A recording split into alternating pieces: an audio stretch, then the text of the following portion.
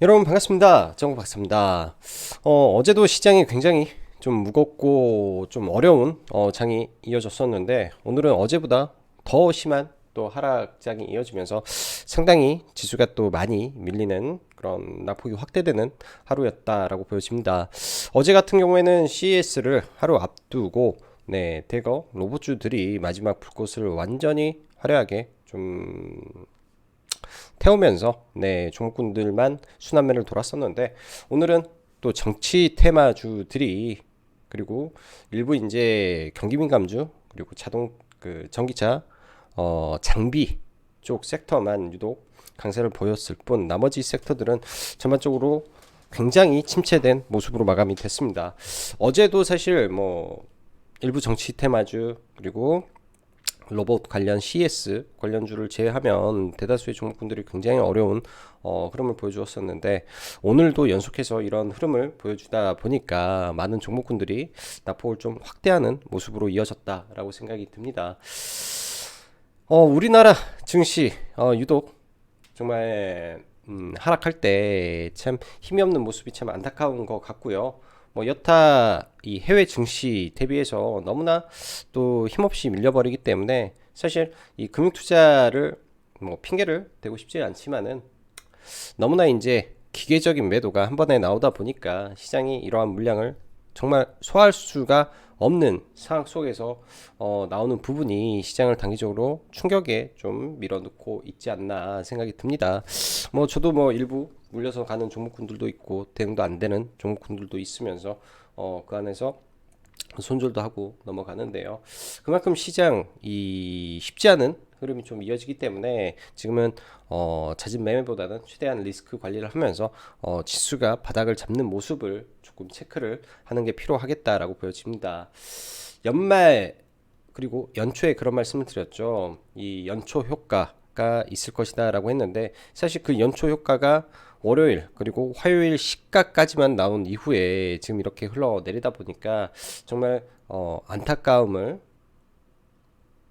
뭐 좀 표현하기가 참 그러네요. 정말로 연초 효과가 거의 없었다라고 봐도 무방할 정도로 많이 밀어버려서 시장이 다소 좀 침체된 모습으로 이어지고 있습니다. 자, 그럼 바로 시황 좀 들어가도록 하죠.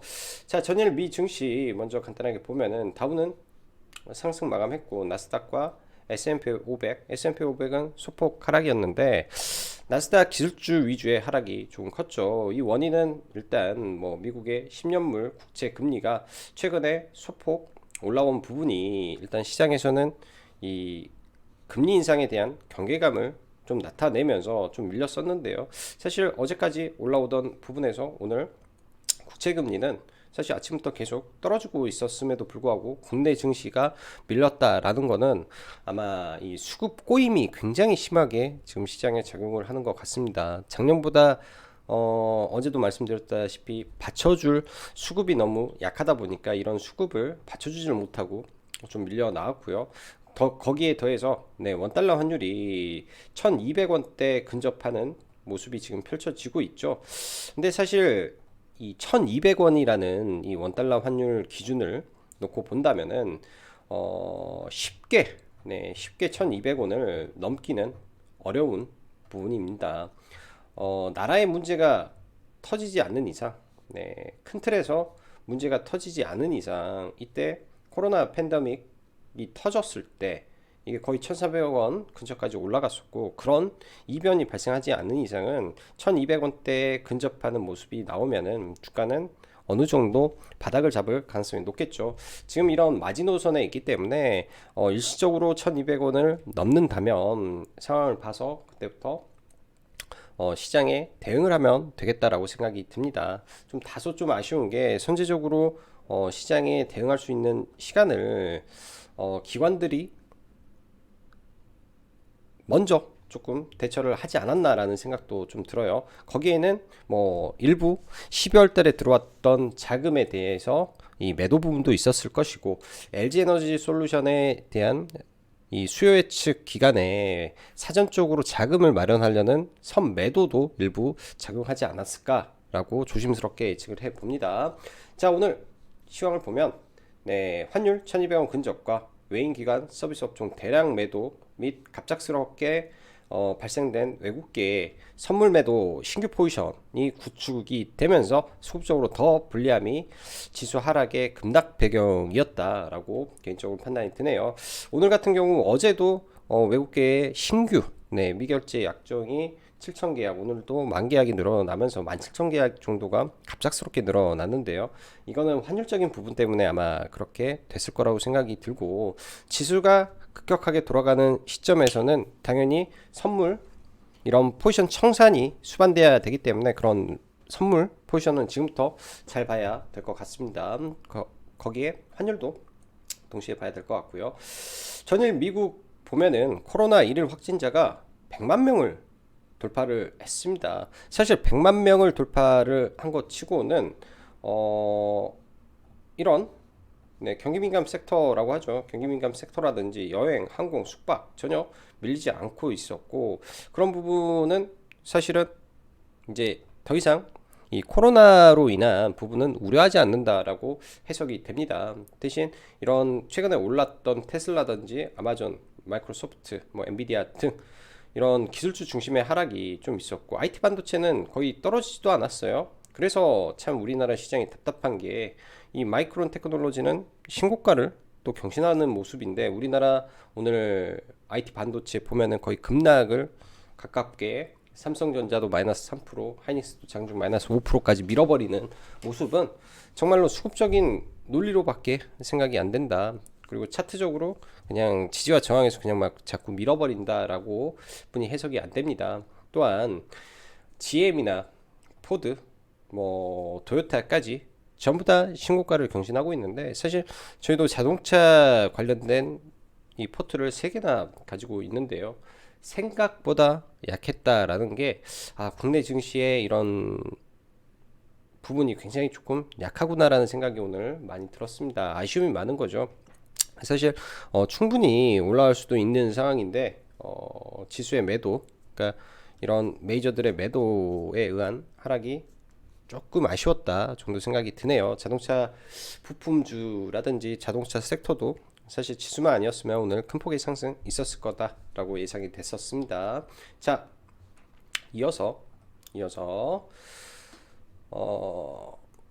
일단은 국채금리 상승에 따른 부담이 최근 원달러 환율이 1200원대까지 근접하면서 이런 흐름이 외국인 선물 매도를 움직였다라고 저는 조심스럽게 판단이 되는데요. 원달러 환율이 떨어지고 외국인 선물 매수가 들어오면서 지금 현재 LG에너지 솔루션 상장을 준비하는 청약자금 마련을 위한 사전 매도라면, 이런 부분이 일단락 됐을 때 아마 시장이 안정을 찾겠다. 이런 모든 게 또 합이 맞는 구간이 아마 나올 걸로 예상을 합니다. 내일 뭐 장중 추가 하락을 한다면, 혹은 내일이나 목요일 정도에 추가 하락이 나온다면, 그때부터 서서히 이 지수를 돌리는지 체크를 해 봐야 될 것 같고요. 그러면은 반전이 일어나겠죠. 그런 흐름에서 반전이 일어날 걸로 조심스럽게 예상을 합니다. 왜? 지금의 하락은 너무 과하다라는 생각이 들고, 뭐 산업 구조가 비슷한 대만이라든지 이런 부분이 신고가를 치고 있는데, 우리나라 뭐 서비스 업종 중에 뭐 네이버, 카카오, 특히 카카오 계열은 저는 빠지는 게 당연하지 않나라고 생각이 들어요. 카카오, 네이버라든지 많이 올랐고, 그러나 P2E 관련해서는 또 이 같은 서비스 업종에서 궤를 달리하는 부분이기 때문에 또 별도로 봐야 되는 부분이지 않을까라고 생각을 합니다. 그래서 서비스 업종의 매도는 뭐 당연할 수 있지만은, 이런 게임 쪽 섹터까지 과하게 좀 밀어버린 거는 좀 과하지 않았나라고 생각이 들어요. 자, 먼저 서비스 업종 대량 매도. 오늘 보면 카카오에 한 2천억 가량의 매도가 나왔고, 네이버도 그 비스무리하게 나오면서 굉장히 큰 폭의 하락이 보였는데, 여기에 더해서 게임주들의 하락도 굉장히 컸습니다. NC소프트도 마이너스 4.8%, 크래프톤도 한 6%대, 뭐 카카오, 뭐 위메이드 말할 것도 없이 모든 게임주 다 빠졌고요. 이러한 종목군들이 빠지다 보니 메타버스 ETF 각각 4% 이상씩 급락을 하면서 ETF 영향을 받고 있는 전체 바운더리 섹터가 동반급락을 해버리게 된 거죠. 그래서 이런 ETF가 연속적으로 묶여 있다 보니까 섹터 투매가 동시에 나왔다라고 생각이 듭니다. 그래서 뭐 이제 리오프닝 관련해서 사실은 엔터가 엮이는데, 엔터가 이런 쪽에 엮이면서 급락을 떨어져 버린 거고, 그 다음에 뭐 게임주도 마찬가지죠. 동반해서 이 ETF를 다 던져버리니까 급락이 나와버린 거고, 그게 하락의 하락을 꼬리를 물면서 연쇄 급락이 좀 나왔다라고 생각이 듭니다. 그래서 이런 흐름이 뭐 며칠은 이어질 텐데, 반면에 이 미국의 10년물 국채가 또 안정이 된다면 다시금 성장주는 또 굉장히 또 빨리 반등하기 때문에 업종 대표주 위주에서 관심을 갖고 대기를 하는 게 좋겠다라고 보여지네요. IT 반도체 기준에서 삼성전자 마이너스 3%, 뭐 하이닉스 마이너스 5%, 뭐 장중에 아래 꼬리를 달았지만 이 D램 가격이 오늘 기준으로 현물가가 고정가를 넘었습니다. 네, 지난번에 시장의 하락의 트리거는 고정가를 현물가가 하향하면서 데드크로스가 나오면서 급락을 했는데요. 이번에는 이런 부분이 대만의 IT 반도체를 올렸고, 사실 마이크론이나 미국의 반도체 주가들을 올렸는데 오히려 국내는 급락을 시켜버렸다.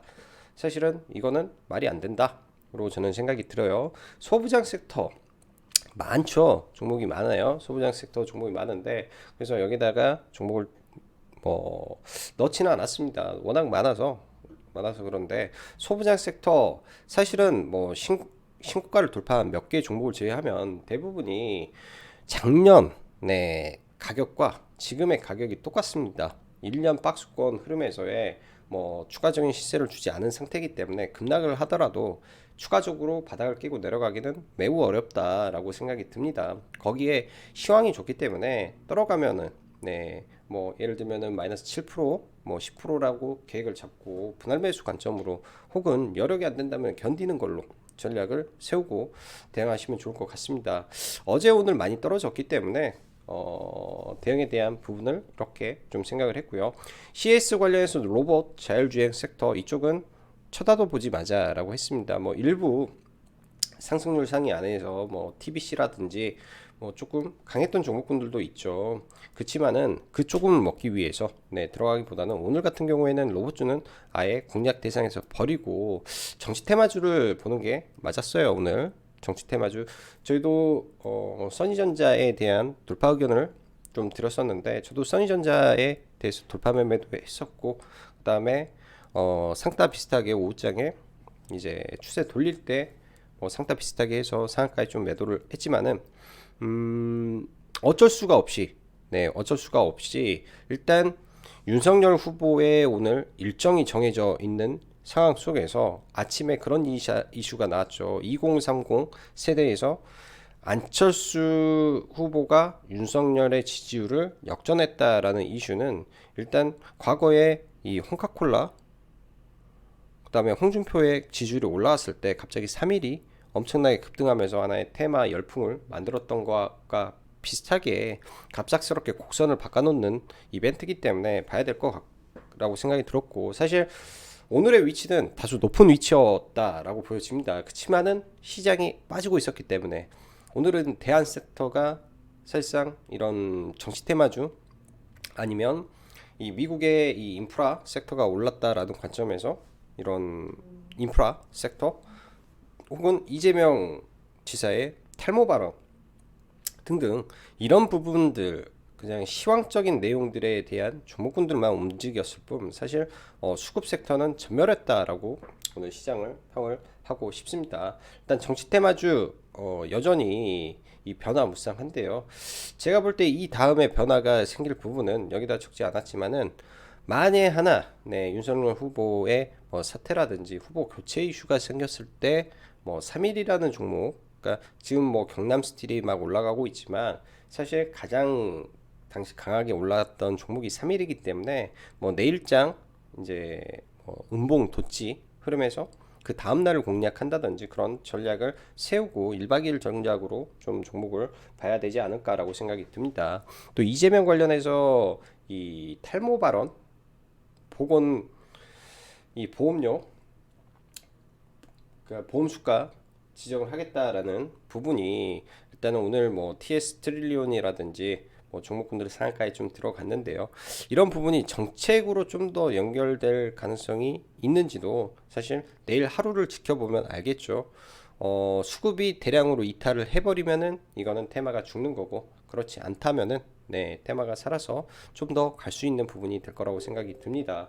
워낙 대외적으로 시장이 지금 지지부진한 상태에서 제가 개인적으로 대충 계산을 했을 때 아직도 시장에 나와야 될 금융투자 물량이 뭐 코스피 정도는 한 1조 가량 남아 있는 상태, 그다음에 코스닥은 한 4천억 정도 남아 있는 상태로 예상이 됩니다. 그렇다면 코스닥에 대해서 오늘처럼 기관이 2천억대 이상 매도를 두 차례 더 할 수 있다라는 관점을 본다면은 내일이든 모레든 까지 매도 물량이 출회될 수도 있는 거겠죠.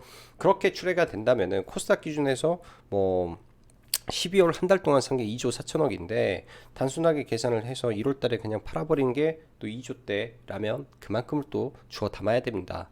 그 시점이 환율이 1200원을 넘어가면서 이런 극한의 공포를 만드는 시점이 아마 비스무리하게 될 것 같기 때문에 지금은 환율이 1200원에 근접해 있고 여기서 조금 더 올라간들 1200원을 쉽게 뚫을 개연성이 매우 낮기 때문에, 그리고 지난번 1200원을 뚫었을 당시에는 정부의 구두 개입까지 나왔던 부분이라 환율의 이 급격한 변동은 정부에서도 용인하지 않을 거라고 생각이 드네요. 그래서 전체적인 시황적인 부분을 이렇게 생각을 하고 보셨으면 좋겠습니다. 자, 오늘은 지수를 한번 보도록 하죠. 지수를 한번 보면, 네, 코스닥 먼저 보죠.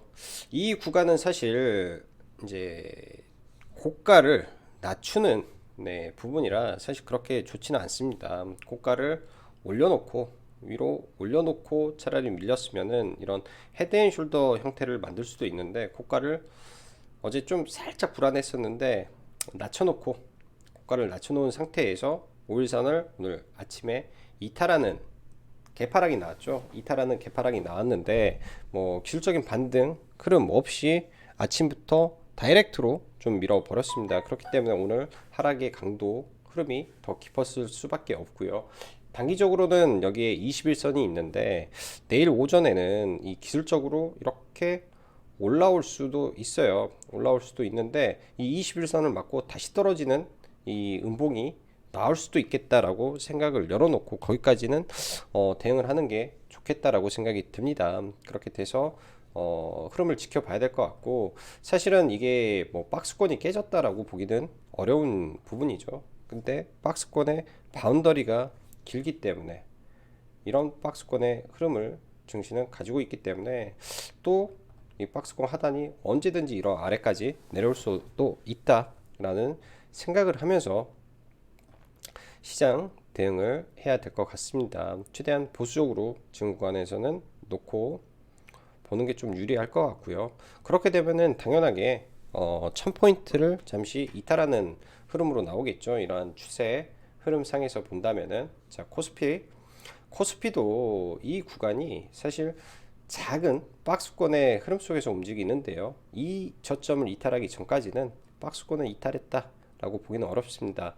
어제까지 흐름만 보더라면 사실 뭐 버티고 있는 모습인데 이 이평선 기준에서 저항을 막고 있었기 때문에 오늘은 시가부터 올려줘야 조금 더 이쁜 모습을 그릴 수 있었죠. 근데 이런 구간을 갭으로 이탈하는 흐름이었기 때문에 빠르게 돌려주지 못하니까 지수가 굉장히 또 강하게 좀 밀려 내려온 것 같습니다. 이런 부분이 좀 시장에 좀 부담으로 계속 작용을 하고 있는 거다라고 봐야 될 것 같고요. 항상 단기적으로는 이 이동 평균선을 볼 때는 5일 평균을 돌려주는 흐름이 나오는지를 체크를 해야 되는 거고, 아직까지는 5일 평균 5일 이평선이 돌아가는 부분은 아니죠. 이격이 과도하게 벌어진다든지 아니면 어느 정도 이 붙어서 이격을 축소하고 돌파를 해서 평균치를 맞춘다든지 그런 흐름이 나와준다면은 단기적으로 바닥을 잡았다라고 할 수 있을 것 같습니다. 종목군들 보죠. 자, 삼성전자 오늘 많이 빠졌죠. 일단 삼성전자도 단기적으로 이런 흐름이 훼손이 됐기 때문에 또 장기평선 언저리까지 또 밀릴 수 있는 흐름도 나오지 않을까라고 생각을 합니다. 그치만은 해외 여타 IT 반도체 기업에 대해서 본다면은 너무나 좀 매를 많이 맞는 것 같아요. 마이크론하고 또 SK 하이닉스를 같이 비교해서 놓고 볼 수 있는데 마이크론처럼 본다면은 14만 원까지는 충분히 가도 되는 부분인데 조금 지지부진한 정도의 흐름으로 보여집니다. 일단은 오늘 하락이 좀 많았기 때문에 SK 하이닉스도 변동성은 지속 나올 걸로 예상이 되고요. 오늘 같은 경우에 포드, GM 굉장히 크게 급등했죠. 뭐 토요타도 뭐 10몇 프로대 올라가면서 글로벌 자동차 기업들 대거 급등하는 모습이었습니다. 특히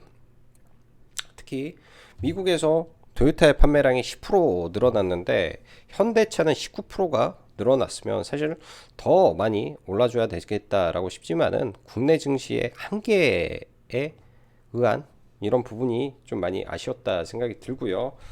일단 오늘 보면 만도도 바닥권에서 일단 올라오는 모습, 이런 의미 있는 구간에서 갭으로 상승을 하고, 현대위아도 좀 들고 있는 종목인데 생각보다 좀 지지부진한 흐름이 있어서 좀 안타까움이 많아요. 오늘도 장중에 좀 올라오긴 했었는데 이런 구간을 강하게 돌파를 좀 못해 주고 있는 게 조금은 아쉽습니다. 이때 갭으로 좀 빠진 아일랜드 갭이 존재하는 구간에서 좀 강하게 매물을 맞고 있는데 이 매물을 소화하고 올라가는지 좀 봐야 될 것 같고요. 화신은 오늘 좀 일부 매도를 좀 잡고 보지만은 중소형주 안에서 화신이 탑이라고 저는 봅니다. 아주 정상적인 종목 안에서는 화신이 이 위에까지 올라갈 수 있는 가능성을 가지고 있는 종목이다라고 보여지고요. 뭐 그 밖에 이제 자동차 부품 중에 이제 테마 섹터로 보면 뭐 현대공업도 있을 것이고 우수 AMS도 있을 것이고 뭐 최근에 상한가를 들어왔던 DIC도 있겠죠. 이런 종목군들, 이런 거는 테마 섹터로 흐름을 보면서 대응을 해야 될 부분이다 라고 보여집니다. 어제 오늘 현대, 미포조선, 조선주 쪽이 이 대량 수주 모멘텀으로 좀 올라오는데 이 국채금리의 상승에 따라서 경기민감주가 또 올라온 거죠. 지난번 연초에 국채금리가 올라올 때 이 포스코 그리고 현대제철 전부 다 전반기에 많이 올랐었죠. 전반기에 국채금리가 상승하면서 이런 경기민감주가 좀 올랐었는데 이번에도 좀 약간 그런 모습이 좀 이어지는 것 같습니다. 일단 STX중공업 과거에 몇 번 언급을 좀 드렸던 종목인데요. 저희도 사실 이런 구간에서 진입을 해서 이런 자리죠. 이런 자리 들어가서 좀 물려 있다가 이 구간에서 일부 매도하고 여기서 다시 사서 일단은 좀 끌고 가고 있는 종목입니다. 이 STX 중공업이 이 조선 안에서는 대장주격에 가장 끼가 많은 종목이죠. 가장 끼가 많은 종목이기 때문에 이런 종목군들이 조선 섹터의 순환매가 나오면 어떠한 현상이 일어날까요? 이렇게 있다가 이런 최소한 강하게 뽑아줄 수 있는 흐름도 나올 수 있는 종목이기 때문에 잘 한번 지켜보면 좋을 것 같습니다. 조선의 섹터가 돌아간다면 가장 이 잡주 성격의 종목이 가장 크게 뛰어 올라오기 때문에 한 번씩 틀 때마다 수백 프로씩 올라가는 종목이라 관심을 가져보시면 좋겠습니다. 일단은 보유를 해서 들고 있기 때문에 이거는 참고하시면 좋을 것 같고요. 자, 오늘 시장 어쩔 수 없이 뭐 써니전자라든지 이런 종목군들 볼 수밖에 없었던 시장이었고, 오늘 써니전자를 저는 장 초반에 원탑으로 봤던 거는 알랩이 단일가에 들어간 상태에서 이런 지지율이죠. 그럼 이런 지지와 저항 구간들이 존재를 하죠. 지지와 저항 구간들, 이게 좀 애매해요. 애매하기 때문에 뭐 시가에 일부 잡은 상태에서 가장 중요한 거는 이 돌파 구간, 이 자리를 따는 게 가장 중요합니다. 이 자리를 따는 거, 이 돌파 자리에서 들어가는 게 가장 중요하고요. 개인적으로는 여기서 들어가서 뭐 크게는 못 먹었고 이런 자리에서 매도하고 여기서 상따를 좀 해서 상한가에는 또 못 팔았고요. 상한가 한호가 아래서 그냥 전량 매도를 해버리고 좀 마감을 했던 것 같습니다. 많은 종목은 좀 매매를 좀 못했던 것 같고요. 그냥 써니전자 하나만 좀 봤었는데 아마 써니전자가 이게 이제 이 별이 떠 있죠. 올라가면 단기과열 부분이 있어서 상한가를 잘 못 갔던 것 같고, 까미엔씨가 시가총액이 좀 낮은 상태이기 때문에 오히려 상한가에 좀 들어가지 않았나라고 생각이 듭니다. 오늘 안철수 종목군들 대거 상한가에 좀 들어갔는데, 정치 테마주라는 게 또 워낙에 변동성이 커서 내일까지의 흐름만 이어지지 않을까 정도로 생각이 들고요. 자, 반도체 종목군들 보죠. DB하이텍. DB하이텍도 수급이 좋은 상태에서 오늘 이런 갭 하단까지 좀 밀려서 내려왔습니다. 일단 가장 좋은 시나리오는 이 구간을 이탈하지 않은 상태에서, 이탈하더라도 여기서 단봉을 주고 빠르게 돌려줘야 이 돌파의 힘이 살아날 수 있다라고 생각이 듭니다. 이 흐름만 놓고 보면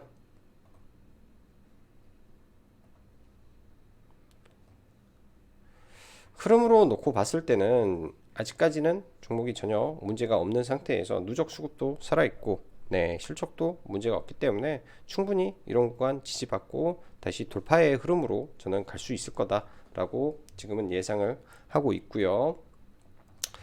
그 밖에 뭐 최근에 강했던 종목군들, 뭐 주성 엔지니어링이라든지 LX 세미콘이라든지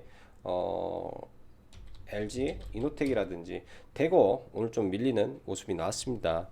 이런 부분이 고점에서 물량 소화를 하고 갈지 아니면 단기적으로 꺾여버릴지는 좀 체크를 해봐야 될 문제겠다라고 보여지고요. 자, 로봇주들, 네, 에브리봇이 사실 저는 대장으로 생각을 했었는데 가장 많이 올라온 거는 로보티즈였죠.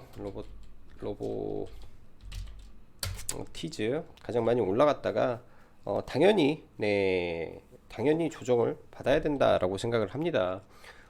기술적인 반등 흐름은 분명히 나올 거라고 생각이 들어요. 돈이 많이 들어왔기 때문에. 근데 지금은 아니겠다 정도로 생각이 들고, 에브리봇도 마찬가지죠. 에브리봇도 여기에서 뭐 떨어진다면은 뭐 상한가 언저리에서 뭐 단기적인 뭐 지지 정도 나올 뿐이지, 네, 추가적인 흐름은 삼성이 4월 달부터 로봇 진행한다라고 했기 때문에, 혹은 CES 끝나고 다시금 대기업들이 로봇 이슈를 띄운다면 그때 움직이지 않을까라고 생각을 합니다. 그래서 당분간은 조금, 네, 거리를 두고 봐야 될 부분으로 생각을 해서 봐야 되지 않나 생각이 들고요. 자, NC소프트, 뭐 위메이드 할 거 없이 오늘 굉장히 크게 좀 밀려났는데요. 굉장히 크게 밀려났는데 어제는 이제 매수를 하기 꺼린 자리라고 말씀드렸는데, 오늘도 사실 수급이 너무, 시장 수급이 너무 안 좋다 보니까 미처 매매를 하기는 좀 꺼려졌던 부분이 있는 것 같습니다. 그래서 이 하락의 강도가 어디까지 흘러갈지는 일단은 좀 지켜보면서 좀 대응을 해야 될 것 같고요. 전체적인 이 메타버스나 ETF 쪽 흐름을 동시에 지금 봐야 될 흐름 같습니다. 왜냐, 메타버스 ETF 자체가 지금 삼중바닥에서 바닥을 딛고 올라가는 모습이 나온다면 이 전체 섹터가, 네, 양호한 흐름을 보여줄 수 있겠지만, 이 메타버스 ETF 자체가 이 자리를 깨고 내려온다면은 약간 흐름이 일단은 저가 이탈을 시키고 반등을 하는 모습이 더 이상적이겠죠. 저가를 이탈시키고 반등이 나오는 게 더 이상적일 겁니다. 그래서 최소한 이 구간에서는 항상 차트를 예를 들어서 뒤집어서 봤을 때,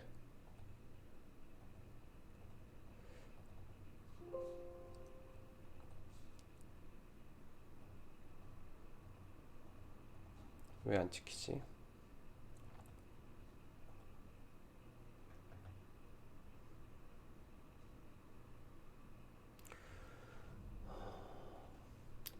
항상 차트를 뒤집어서 보면요, 이런 메타버스 ETF를 차트를 뒤집어서 보면 자칫 잘못하다가는 돌파할 수 있는 차트의 모습이 나옵니다. 이게 이제 거래량을 수반해서 올라가 버리면 단기적으로 이런 구간까지의 돌파의 흐름이 나와버리게 되면은 좀 답답한 흐름이 나올 수가 있겠죠. 그래서 이런 구간에서는 일단은, 네, 확실하게 올려주는지를 먼저 체크를 해 봐야 될 것 같고, NC소프트가 좀 많이 밀렸어요. NC소프트는 많이 밀렸는데 이거를 단순하게 이제 차트로 저는 보지는 않고 있고 여러 가지 모멘텀이 많은 가운데서 많이 좀 밀려서 내려왔다라고 생각을 합니다.